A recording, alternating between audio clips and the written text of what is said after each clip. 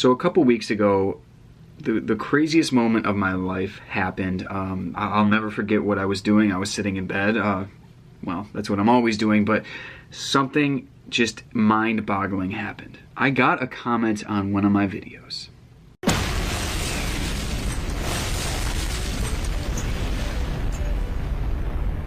I know.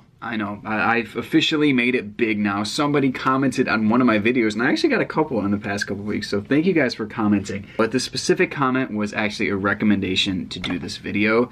So, shouts to you. You're a real one. Thank you for watching the videos. So all my life, I've been fascinated by paranormal stuff. Since the dawn of time, since the dawn of my creation. And one of the most interesting things to me is the Ouija board. Now, I can't say for sure whether it's real or not. I don't even know what I believe necessarily, but I do know that it's creepy. And I've heard a lot of creepy stories associated with them. And a lot of these stories are based around one reoccurring spirit. A spirit that thousands of people have claimed to have encountered at some point while using a Ouija board. And that spirit is ZoZo.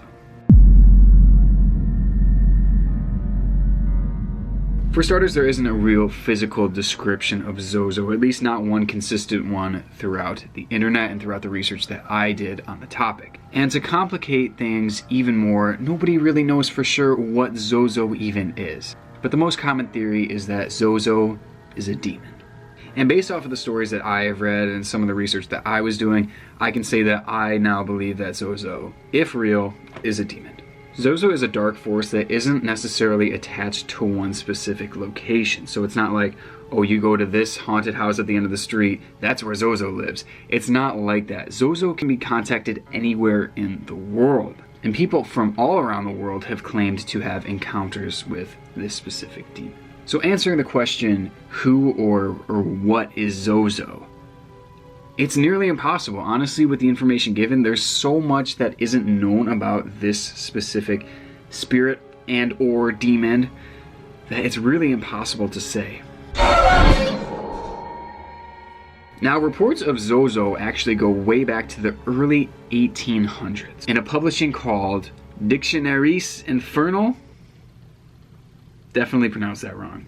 The author Colin de Plancy describes a girl who was possessed by 3 demons. And these demons were tormenting her. Now, these 3 demons were named Mimi, Crapolette. Crapolette, that's what it says. That's what, yeah, okay, moving on. And of course, ZoZo. And it said that when this girl was contacting these demons, or trying to contact them, that all the contact was going through ZoZo. So ZoZo was the one who was doing the communicating. And despite the publication, ZoZo really didn't hit the mainstream until a man named Darren Evans published a book about it, and he is actually now being described as a survivor of ZoZo. And he detailed all about ZoZo and his encounters with the demon. Now, his work has now spawned multiple other books from different authors, a movie, it's got its own movie now, I don't know if you guys have seen it, and also its own Ghost Adventures episode, which for me right there, that third one, that's the peak. That is the peak. It doesn't get much better than that. Now, ZoZo is an incredibly dark force. That is one thing that is for sure. If you have an encounter with him, it's said that your life will take a drastic downhill turn. It's not just for a night, it's not just for a week. An encounter with ZoZo can turn into a life sentence. Depression, suicidal thoughts, fear, paranoia, intense anger are just some of the mental effects that an encounter with ZoZo is said to have on a person. Some claim that physical symptoms happen too, such as intense headaches and even sleepwalking, which is crazy. And one very common experience with ZoZo is that survivors will have relentless bad luck. No matter what the story is, no matter what you're reading, no matter what you're listening to, no matter what video you're watching, it's safe to say that no matter what experience you have with ZoZo, there isn't much positive that's coming out of that encounter. If you're using a Ouija board and you're contacting what you think is ZoZo, there are a couple ways, there are a couple things that you can look for that'll really be a dead giveaway that you are actually communicating with ZoZo. The first one being repeated figure 8 movements. That is like a major red flag. Like, another is ZoZo will spell out his name or a different variation of his name, like Zaza, Zosa, Mama. I don't know where that one came from, but apparently this is a different variation of his name. Also, you could see shadows moving around you, which if you're doing a Ouija board and you see that, just get out of there. Like, seriously, go. Like, that is that. Even if it's not ZoZo, that's something creepy. You might have a homeless guy watching you or something. And another is also a feeling of intense uneasiness, which that one is kind of tough to say because a lot of people will feel that when they're using a Ouija board. So I don't know if that one's as much of a giveaway, but I figured I'd include it anyway. So if you encounter ZoZo, or if you encounter any one of those warning signs, so to speak, then end the session immediately.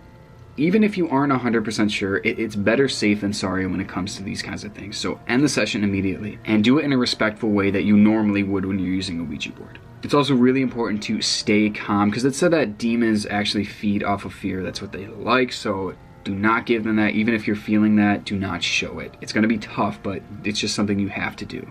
Don't speak its name, and try your best not to even think about it. If after a few days or a few weeks you still feel like ZoZo is attached to you, then honestly your best bet is to seek professional help, whether it be religious or from a paranormal expert. Now obviously this is a matter of opinion. Is ZoZo real or not?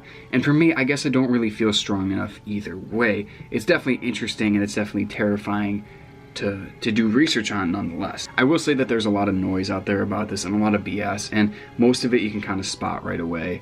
So I would just tell you to don't believe everything you hear and don't believe everything you read about it. Whether you believe or not, it's important to always be careful when you're doing Ouija board sessions or if you think you've come into contact with ZoZo. I said it before in this video, better safe than sorry, and that really is true. Just follow the rules of the Ouija board and take the advice that I gave you, or ZoZo could get you. Well, that's the end of the video, guys. I hope you enjoyed it. Definitely make sure to leave a like or subscribe if you're enjoying this content. Sorry this video took so long to come out, but I really hope you guys enjoyed it, and I will see you very soon with another one.